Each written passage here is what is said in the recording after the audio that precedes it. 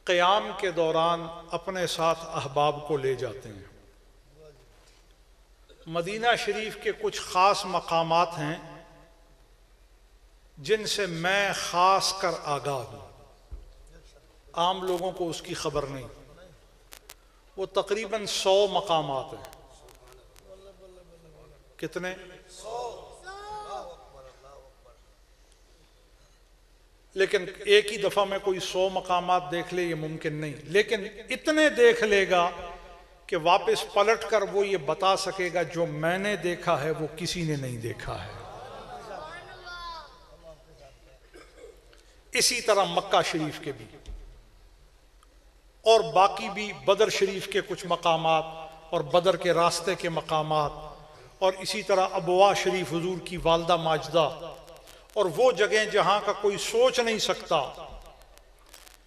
तो इंशाअल्लाह ताला हमने मार्च के महीने में दोबारा ये इरादा किया है कि मदीना शरीफ जाएंगे।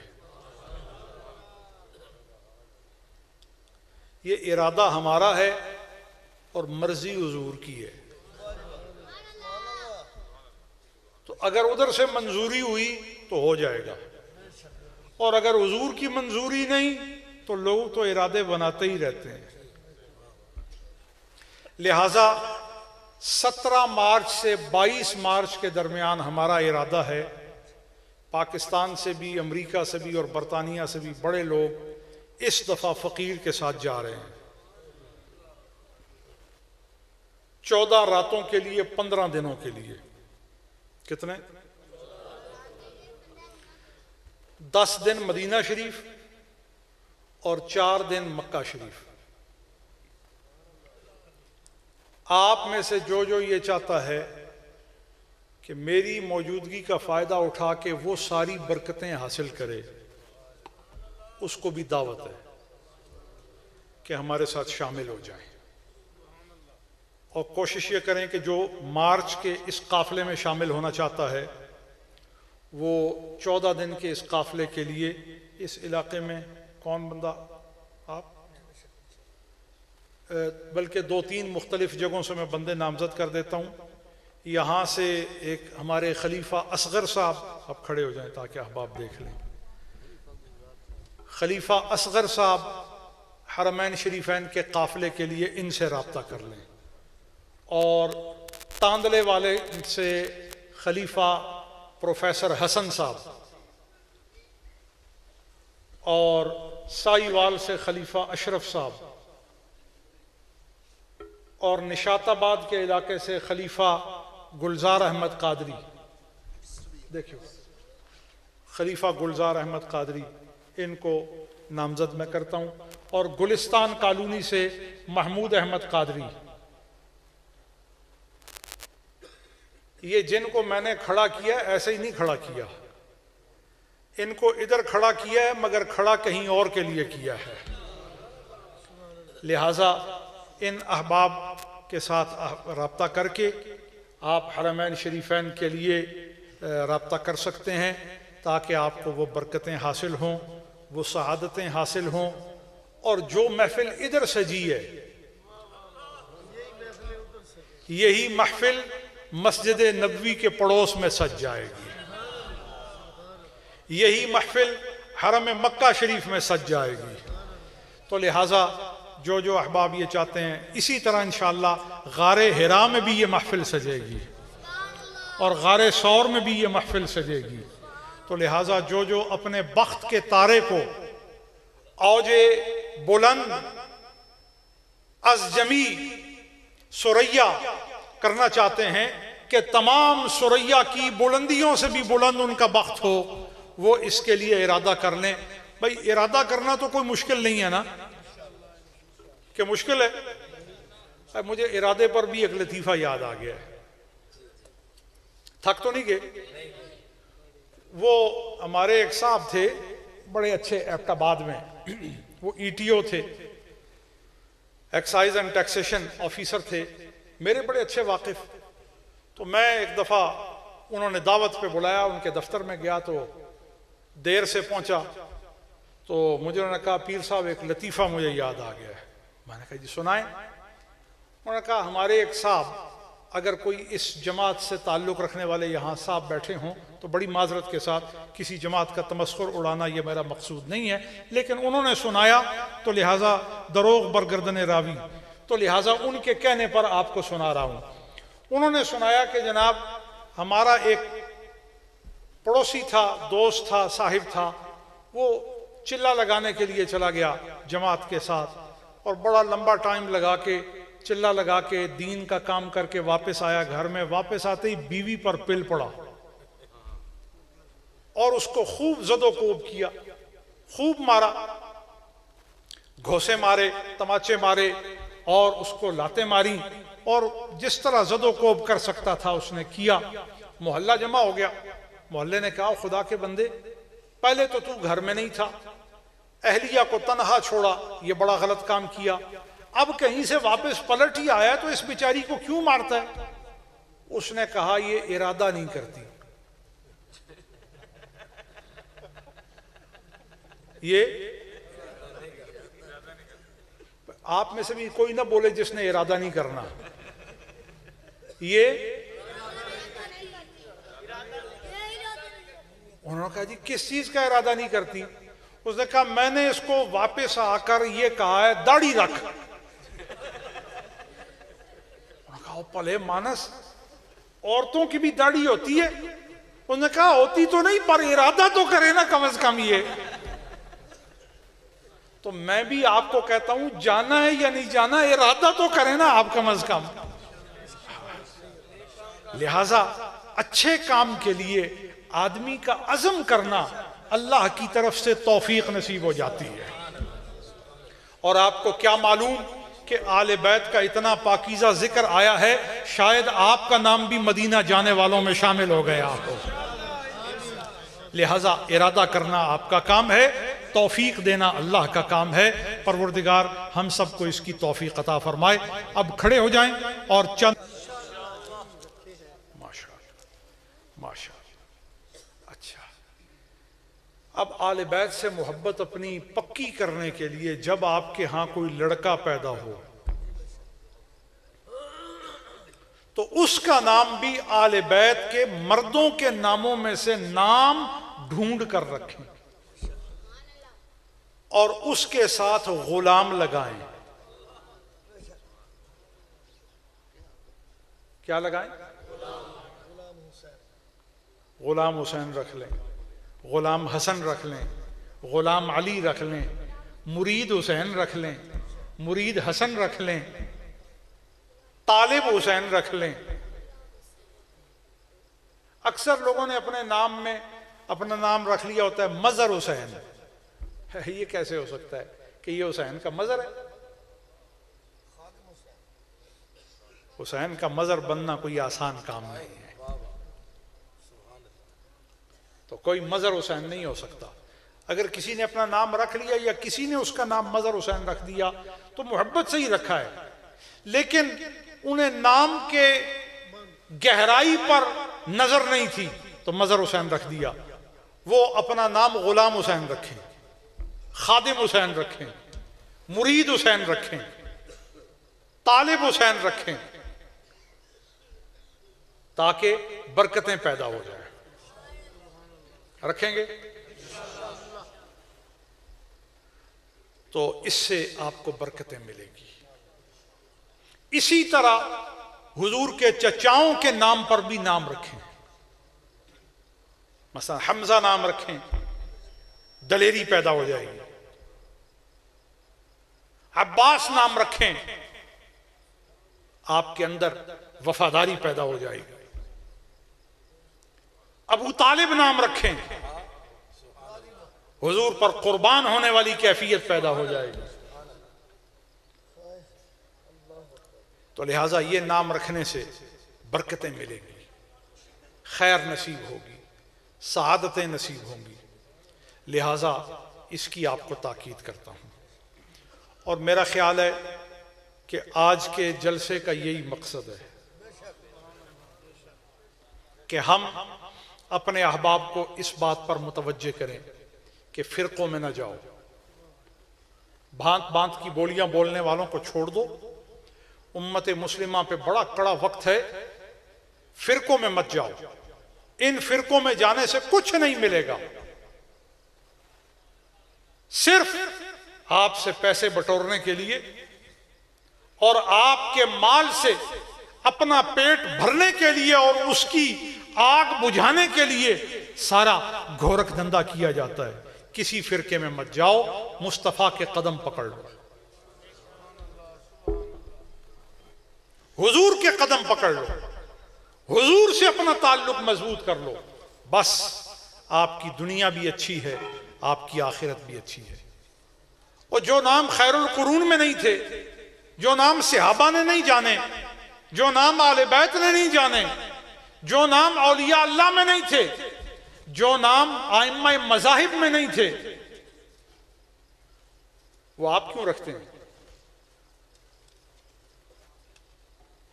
इमाम आजम किस फिरके में थे? इमाम मालिक किस फिरके में थे?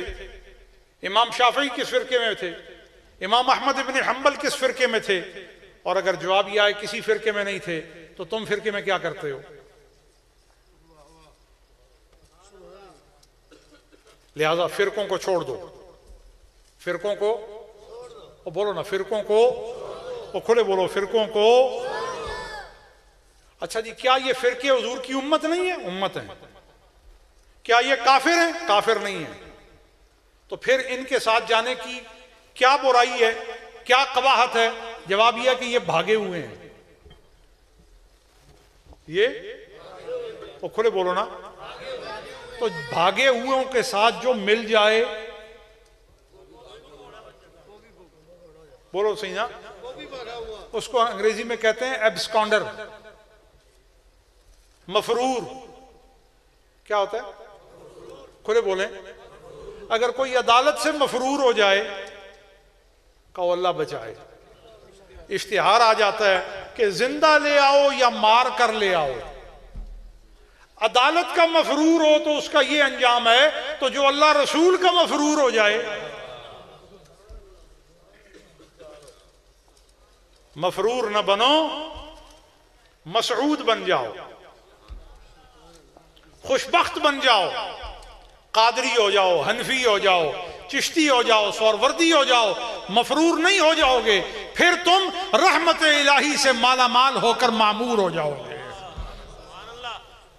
लिहाजा मैं आज की इस महफिल के मुंतजिमीन, सादात किराम, फैसलाबाद के रहने वाले तमाम ज़ी क़द्र अफराद को और नासिरीन को, मुआविनीन को और एहतिमाम करने वालों को मुबारक देता हूँ कि उन्होंने इस बज़्म का एहतिमाम किया, फ़कीर को दावत दी। मैं उनका शुक्रगुज़ार हूँ, उनके लिए भी दुआ करता हूँ अल्लाह उनको और उनके ख़ानदान को बेहद बरकतें अता फ़रमाए। आप अहबाब जो इतनी देर तक जागते रहे, आपको भी रहमतें बरकतें अता फ़रमाए। अब थोड़ा सा ज़रा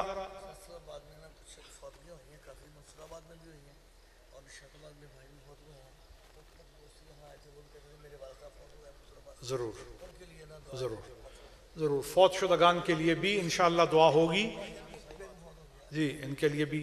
और लेकिन फौत शुदगान से पहले जो मौजूदीन हैं उनके लिए भी कुछ सामान हो जाए, और जो ज़िंदा हैं उनके लिए भी कुछ सामान हो जाए। तो आप अहबाब को अभी एक फ़कीरी तरीक़ा है, सालेहीन का तरीक़ा है, आरिफीन का तरीक़ा है, ताइबीन का तरीक़ा है और अहले खैर का तरीक़ा है, ज़रा वो आपको सिखाता हूँ। सीखना चाहते हैं? ला इलाहा इल्लल्लाह, ला इलाहा इल्लल्लाह, ला इलाहा इल्लल्लाह, ला इलाहा इल्लल्लाह, ला इलाहा इल्लल्लाह, ला इलाहा इल्लल्लाह, ला इलाहा इल्लल्लाह, ला इलाहा इल्लल्लाह मुहम्मदुर रसूलुल्लाह सल्लल्लाहु अलैहि वसल्लम। और शौक़ मोहब्बत से इल्लल्लाह इल्लल्लाह इल्लल्लाह इल्लल्लाह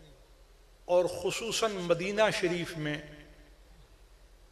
क़याम के दौरान अपने साथ अहबाब को ले जाते हैं। मदीना शरीफ के कुछ ख़ास मकामात हैं जिनसे मैं ख़ास कर आगाह हूँ, आम लोगों को उसकी खबर नहीं। वो तकरीबन 100 मकामात हैं। कितने? लेकिन एक ही दफ़ा में कोई 100 मकामात देख ले ये मुमकिन नहीं, लेकिन इतने देख लेगा कि वापस पलट कर वो ये बता सकेगा जो मैंने देखा है वो किसी ने नहीं देखा है।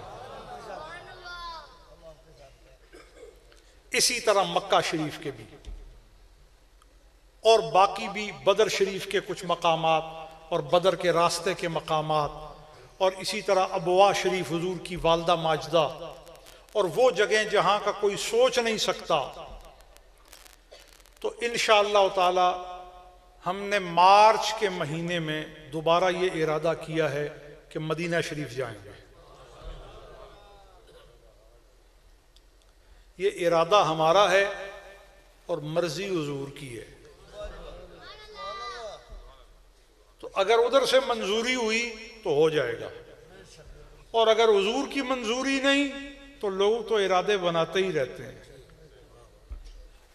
लिहाजा 17 मार्च से 22 मार्च के दरमियान हमारा इरादा है, पाकिस्तान से भी, अमेरिका से भी और बरतानिया से भी बड़े लोग इस दफा फकीर के साथ जा रहे हैं। 14 रातों के लिए, 15 दिनों के लिए। कितने? 10 दिन मदीना शरीफ और 4 दिन मक्का शरीफ। आप में से जो जो ये चाहता है कि मेरी मौजूदगी का फायदा उठा के वो सारी बरकतें हासिल करे, उसको भी दावत है कि हमारे साथ शामिल हो जाए। और कोशिश ये करें कि जो मार्च के इस काफले में शामिल होना चाहता है वो 14 दिन के इस काफले के लिए इस इलाके में कौन बंदा, आप,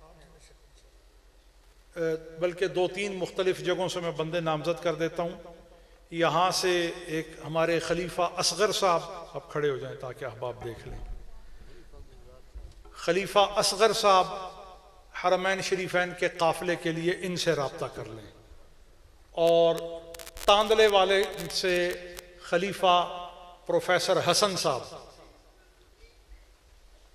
और साईवाल से खलीफा अशरफ साहब, और निशाताबाद के इलाके से खलीफा गुलजार अहमद कादरी। देखिए खलीफा गुलजार अहमद कादरी, इनको नामजद मैं करता हूं। और गुलिस्तान कॉलोनी से महमूद अहमद कादरी। ये जिनको मैंने खड़ा किया ऐसे ही नहीं खड़ा किया, इनको इधर खड़ा किया है मगर खड़ा कहीं और के लिए किया है। लिहाजा इन अहबाब के साथ रब्ता करके आप हरमैन शरीफैन के लिए रब्ता कर सकते हैं ताकि आपको वो बरकतें हासिल हों, वो शहादतें हासिल हों। और जो महफिल इधर सजी है, यही महफिल मस्जिद नबवी के पड़ोस में सज जाएगी, यही महफिल हरम मक्का शरीफ में सज जाएगी। तो लिहाजा जो जो अहबाब ये चाहते हैं, इसी तरह इंशाअल्लाह गारे हिरा में भी ये महफिल सजेगी और गारे सौर में भी ये महफिल सजेगी। तो लिहाजा जो जो अपने बख्त के तारे को औजे बुलंद अज़जमी सुरैया करना चाहते हैं कि तमाम सुरैया की बुलंदियों से भी बुलंद उनका बख्त हो, वो इसके लिए इरादा कर लें। भाई इरादा करना तो कोई मुश्किल नहीं है ना, कि मुश्किल है। मुझे इरादे पर भी एक लतीफ़ा याद आ गया है, थक तो नहीं गए। वो हमारे एक साहब थे बड़े अच्छे एबटाबाद में, वो ETO थे, एक्साइज एंड टैक्सेशन ऑफिसर थे, मेरे बड़े अच्छे वाकिफ। तो मैं एक दफ़ा उन्होंने दावत पे बुलाया, उनके दफ्तर में गया तो देर से पहुंचा। तो मुझे उन्होंने कहा पीर साहब एक लतीफ़ा मुझे याद आ गया है। मैंने कहा जी सुनाएं। उन्होंने कहा हमारे एक साहब, अगर कोई इस जमात से ताल्लुक़ रखने वाले यहाँ साहब बैठे हों तो बड़ी माजरत के साथ, किसी जमात का तमस्खुर उड़ाना ये मेरा मकसूद नहीं है, लेकिन उन्होंने सुनाया तो लिहाजा दरोग बरगर्दन रावी, तो लिहाजा उनके कहने पर आपको सुना रहा हूँ। उन्होंने सुनाया कि जनाब हमारा एक पड़ोसी था, दोस्त था, साहिब था, वो चिल्ला लगाने के लिए चला गया जमात के साथ और बड़ा लंबा टाइम लगा के चिल्ला लगा के दीन का काम करके वापस आया। घर में वापस आते ही बीवी पर पिल पड़ा और उसको खूब जदोकोब किया, खूब मारा, घोंसे मारे, तमाचे मारे और उसको लाते मारी और जिस तरह जदोकोब कर सकता था उसने किया। मोहल्ला जमा हो गया। मोहल्ले ने कहा खुदा के बंदे, पहले तो तू घर में नहीं था, अहलिया को तनहा छोड़ा, ये बड़ा गलत काम किया, अब कहीं से वापस पलट ही आया तो इस बेचारी को क्यों मारता है? उसने कहा ये इरादा नहीं करती, ये आप में से भी कोई ना बोले जिसने इरादा नहीं करना, ये उन्होंने कहा जी किस चीज का इरादा नहीं करती? उसने कहा मैंने इसको वापस आकर ये कहा है दाढ़ी रख। उन्होंने कहा पले मानस, औरतों की भी दाढ़ी होती है? उसने कहा होती तो नहीं पर इरादा तो करे ना कम से कम ये। तो मैं भी आपको कहता हूं जाना है या नहीं जाना, इरादा तो करे ना आप कम से कम। लिहाजा अच्छे काम के लिए आदमी का अज़म करना अल्लाह की तरफ से तौफीक नसीब हो जाती है। और आपको क्या मालूम कि आले बैत का इतना पाकीज़ा जिक्र आया है, शायद आपका नाम भी मदीना जाने वालों में शामिल हो गया हो। लिहाजा इरादा करना आपका काम है, तौफीक देना अल्लाह का काम है। परवरदिगार हम सबको इसकी तौफीक अता फरमाए। अब खड़े हो जाएं और चंद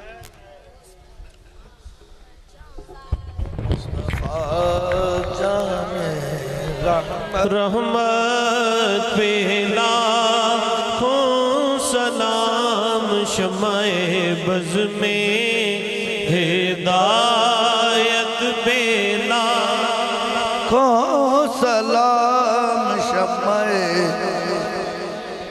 हिदायत पे अंबिया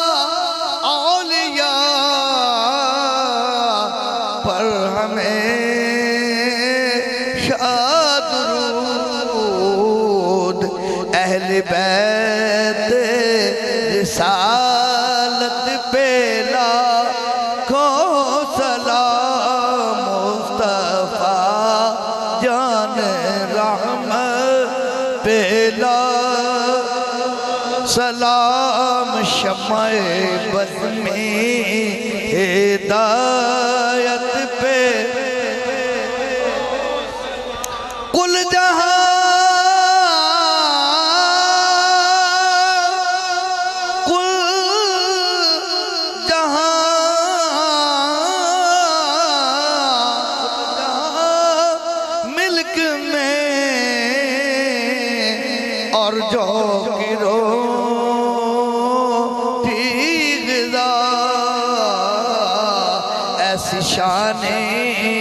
कनाअत पे को दरूद, ऐसी शान कनाअत पे को सलाम, मुस्तफा जान रहमत पे ला जाने ईमान ने महमूद जाने जहां जाने ईमान जाने ईमान जाने ईमान ने महमूद जाने जहां वालिए बज़्मे जन्नत पे को सलाम मुस्तफा जान रहमत पेला सलाम शमाए बज़्मे या नबी सलाम अलैका या रसूल सलाम अलैका या हबीब सलाम अलैका सलावतुल्लाह काश अकब तू तैबा में बुला लो हसरती दिल की निकालो हम बूरों को भी निभालो हम बूरों को भी निभालो अपने दामन में छुपा लो अज़ तू फैले गौसे आज़म गंज बख्शे फैज़ आलम सदकाए इमाम आज़म सदकाए इमाम आज़म दूर हो सभी के रंजो गम या नबी सलाम अलैका या रसूल सलाम अलैका या हबीब सलाम अलैका सलावतुल्लाह अलैका आका जान कर काफी सहारा ले लिया है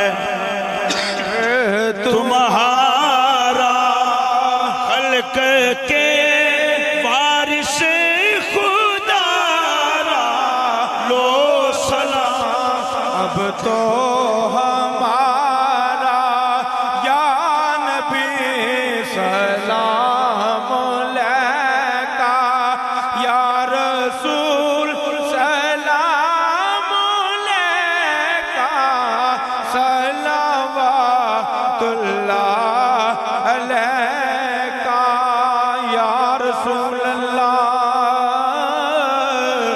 इन्हां सारियां दा सलाम कबूल कर लई ते तेनू तेरे यारां दा वास्ता है ते जड़ियां टुट गईयां विच करबल दे तलवारां उन्हां तलवारां दा वास्ता है पूछो ना रात खलवत में क्या क्या नजर आया मुझे जब पड़ी गुलामान मोहम्मद पे नजर कोई दाता कोई ख्वाजा कोई बाबा नजर आया मुझे जिस दिन दा अखियां ने मदीना वेख लिया इते होर किते नहीं ठहर दिया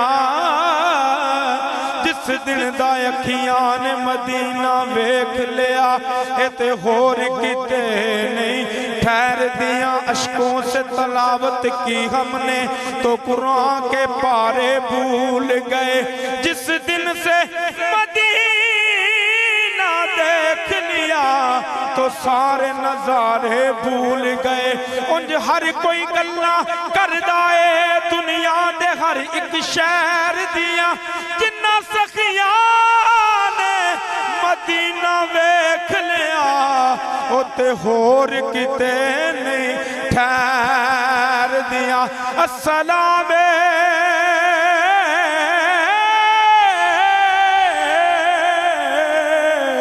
खुदा के लाडले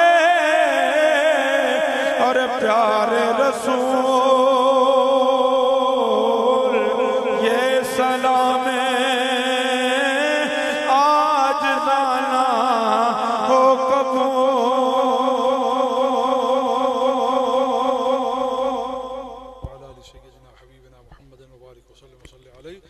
اللهم ربنا تب علينا إنك أنت التواب الرحيم أصلح عاقبتنا أصلح أمور الدين والدنيا والآخرة وتوفنا مسلما والحقنا بالصالحين ربنا ثبتنا على طريقة الصادقة أهل السنة وجماعة واجعلنا في عبادك المتقين اللهم ربنا توجنا بتاج القرب والرضا فصلى الله على سيدنا محمد وعلى آله وصحبه أجمعين برحمتك يا أرحم الراحمين मौला करीम जितने बीमार हैं उनको शिफा अता फरमा जितने परेशान हैं उनकी परेशानियां दूर फरमा जितने फौत हो गए जिन जिन अहबाब के हवाले से खलीफा असगर साहब ने ज़िक्र किया कि उनके अक़रबा में से उनके बच्चों में उनके भाइयों में और उनकी शरीका हयात में से जो फौत हुई हमारे खान साहब की अहलिया फौत हुई मौला करीम तो उनकी मग़फ़िरत फरमा और इस महफिल में जितने लोग आए इनके रिज़्क़ में बरकत फरमा उमर में बरकत फरमा ईमान में बरकत फरमा परेशानियां दूर फरमा तंगदस्तियां दूर फरमा रिज़्क़ में माल में कारोबार में बरकतें अता फरमा सैयद इकबाल हुसैन शाह साहब के लिए दुआए मग़फ़िरत है मौला करीम तो उनकी मग़फ़िरत फरमा उनको जन्नतुल फिरदौस में आला मकाम अता फरमा और बाकी भी जो अहबाब हैं उनके अक़रबा अइज़्ज़ा की मग़फ़िरत फरमा हरमैन शरीफैन की ज़ियारत अता फरमा अरशद साहब कादरी महमूदी खलीफा असगर साहब के भाई फौत हुए और हमारे सिलसिला के मुखलिस लोगों में से थे हज़रत साहब के देरीना मुरीदीन में से थे मौला करीम तो उनकी मग़फ़िरत फरमा और जितने भी सवाली हैं उनका सवाल है मौला करीम तो तमाम जायज़ सवालात दीनी दुनियावी रूहानी मादी फ़िक्री जहनी नज़री इनफरादी इज्तिमाई तमाम सवालात को अपनी बारगाह में इजाबत अता करते हुए हर हाजतमंद की हाजत को रवा फरमा जो जहाँ जहाँ से कदीम व दूर से करीब व दूर से जो अहबाब चल कर आए हर कदम पर इनके दराजात बुलंद फरमा आज हरमैन शरीफैन के हवाले से हाज़री की नौबत लाने को जो बात की गई मौला करीम जो अहबाब शाइक़ हैं उनके लिए असबाब पैदा फरमा दे जो उसके लिए मुश्ताक़ हैं मौला करीम तू उनके दुनियावी उमूर और फ़राइज़ में ऐसी सहूलत पैदा कर दे कि वो तेरे हरम में तेरे नबी के हरम में हाजिर हो जाएं मौला करीम हमारी 70 पुश्तों को नेक बना दे सालिह बना दे हाजी हरमैन कर दे सब पर अपनी रहमतें बरकतें फरमा आज की इस महफिल में बहुत से लोग तांदले वाला से साईवाल से फैसलाबाद के मुज़ाफ़ात से मुख्तलिफ़ जगहों से इस नीयत के साथ आए हैं कि हम तौबा कर लें और गौसे पाक के ग़ुलाम बन जाएं तो मैंने खलीफा साहब को कहा कि आज बैत नहीं कराता बैत के लिए फिर अहबाब को बुलाइएगा लेकिन तौबा करवाता हूँ आपको ताकि सब तौबा में शामिल हो जाएं बोलें बिस्मिल्लाहिर्रहमानिर्रहीम ला इलाहा इल्लल्लाह मुहम्मदुर रसूलुल्लाह अल्लाह अल्लाह अल्लाह मैंने तौबा की कुफर से शिरक से बिदत से बेहयाई से गुमराही से हर बुराई से हर बदी से हर फहाशी से सिनेमा देखने से, गाने सुनने से, शराब पीने से, इल्ज़ाम लगाने से, हर बुराई से, हर गुनाह से तौबा तौबा तौबा या रब्बी। मैंने आज से वादा किया 5 वक्त की नमाज पढ़ूंगा, रमज़ान के रोज़े रखूंगा, वाजिब होने पर ज़कात दूंगा, तौफीक से कुर्बानी दूंगा, अमर बिल मारूफ करूंगा, नहीं अनिल मुनकर करूंगा, जिहाद फी सबीलिल्लाह करूंगा, कुरान और सुन्नत पर अमल करूंगा, बागियों जालिमों किताब और सुन्नत के मुनकिरों, गुमराहों और बदअकीदा लोगों की न मजलिस में जाऊंगा, न किताबें पढ़ूंगा, न तकरीरें सुनूंगा, न उनके हाथ पर बैत हूँगा और न अपने हलाल का पैसा उन्हें चंदे में दूंगा, और ऐसे बदबख्तों को वोट और सपोर्ट भी नहीं करूंगा। ऐ अल्लाह, मैंने वादा किया, तू इस पर मेरी मदद फरमा। रब्बना तुब अलैना इन्नका अंतत तव्वाबुर रहीम। सल्लल्लाहु अला सय्यिदिना मुहम्मदिन व अला आलिहि व सहबिहि अजमईन बिरहमतिका या अरहमर राहिमीन।